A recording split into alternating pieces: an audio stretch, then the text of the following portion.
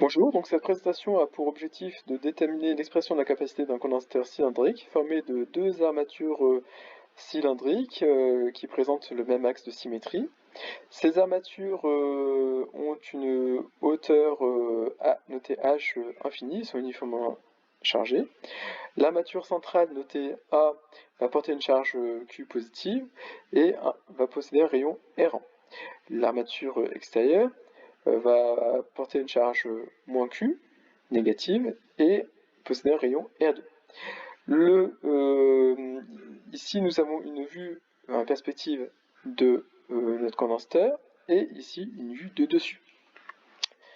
On souhaite maintenant simplifier le problème en considérant uniquement l'armature centrale A chargée positivement. Nous allons déterminer le champ généré par cette armature en un point M situé à une distance petit r du centre de cette armature, c'est-à-dire de l'axe de révolution de notre armature. Le champ étant toujours dirigé dans le sens des potentiels décroissants, il va partir du point M pour aller vers l'axe de l'armature, puisque l'armature est chargée positivement. Si l'armature avait été chargée négativement, il aurait été dirigé vers l'armature. Maintenant, nous allons essayer de trouver la direction du champ. Pour cela, nous allons utiliser la symétrie du système. Nous allons prendre deux points, A1 et A2, situés sur l'armature. Ces deux points, en fait, on va leur associer des éléments de surface, D2S. Ces éléments de surface, infinitésimaux, vont porter une charge élémentaire, D2Q. On choisit les points A1 et A2 de telle sorte à ce que ces points sont équidistants du point M. Par ailleurs, la droite qui relie A1 à A2 va être perpendiculaire à la droite OM. Nous pouvons tracer ensuite les vecteurs champs D1 et D2 générés au point M par ces deux éléments de surface. Ces champs sont respectivement collinaires aux directions A1M et A2M. Ils sont de normes identiques puisque la norme de DE1 est égale à 1 sur 4 pi epsilon 0 dq, qui correspond aux charges qui vont générer ce vecteur champ, divisé par la distance qui relie le point M au point A1. Donc A1M et V au carré. Or, A1M, c'est aussi égal à 2M. Par conséquent, nous obtenons l'expression de la norme du vecteur champ DE2.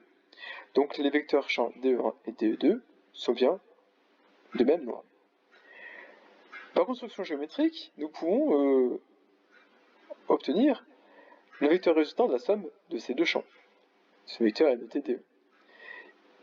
On remarque qu'il est dirigé sur un axe OM. Ce résultat est valable pour tout point AI.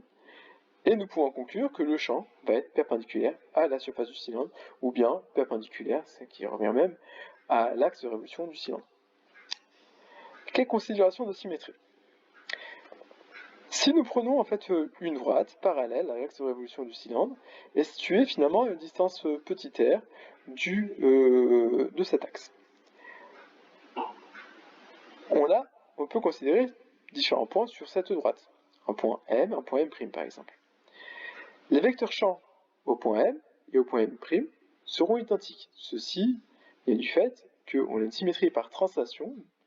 En effet, le cylindre présente une hauteur infinie. Si on regarde une vue de dessus, on peut tracer un cercle de rayon R centré sur le point.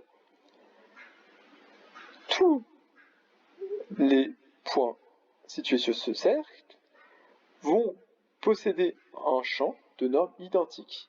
Donc, le champ au point M aura la même norme que le champ au point M seconde. Le champ aura uniquement tourné. Le champ est donc radial. Il ne dépend que de la distance, sa norme ne dépend que de la distance par rapport au centre du cylindre. Maintenant, on souhaite déterminer la norme du champ électrique qui est créée en un point M situé entre les armatures à une distance petit r. Donc petit r sera compris entre la valeur du rayon R1 et la valeur du rayon R2, des deux armatures. Donc pour cela, nous allons utiliser le théorème de Gauss. Ce théorème nécessite l'introduction d'une surface virtuelle appelée surface de Gauss. Cette surface est ici un cylindre matérialisé en verre. Elle se décompose en deux surfaces de base, notées S1 et S2, et une surface latérale S3. Le théorème de Gauss nécessite de calculer le flux du champ électrique à travers cette surface fermée. Ce flux est donné par l'intégrale double du produit scalaire entre E et le vecteur de surface ds. Ce vecteur de surface est toujours perpendiculaire à la surface de Gauss, au point considéré, et il est dirigé vers l'extérieur de la surface. Nous allons pouvoir décomposer cette intégrale en trois contributions. La première qui correspond au flux du champ électrique à travers la surface de base S1. La deuxième qui correspond au flux du champ électrique à travers la surface de base S2. Et la troisième au flux du champ électrique à travers la surface latérale S3. Lorsque nous allons exprimer les produits scalaires, nous devons introduire sur chacune de ces surfaces le cosinus de l'angle entre le vecteur E et le vecteur de surface correspondant. Pour les deux surfaces de base, on remarque que le vecteur E est perpendiculaire au vecteur de surface.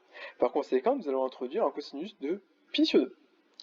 Par contre, pour la surface latérale, on remarque que le vecteur E est collinaire au vecteur ds3. Par conséquent, nous allons introduire un cosinus 0. Or, ici, pour les surfaces de base, le cosinus pi sur 2 implique que finalement, ces termes sont nuls.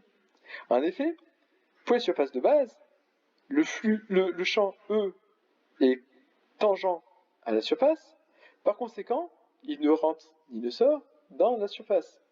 Le flux donc de ce champ à travers les surfaces de base est nul.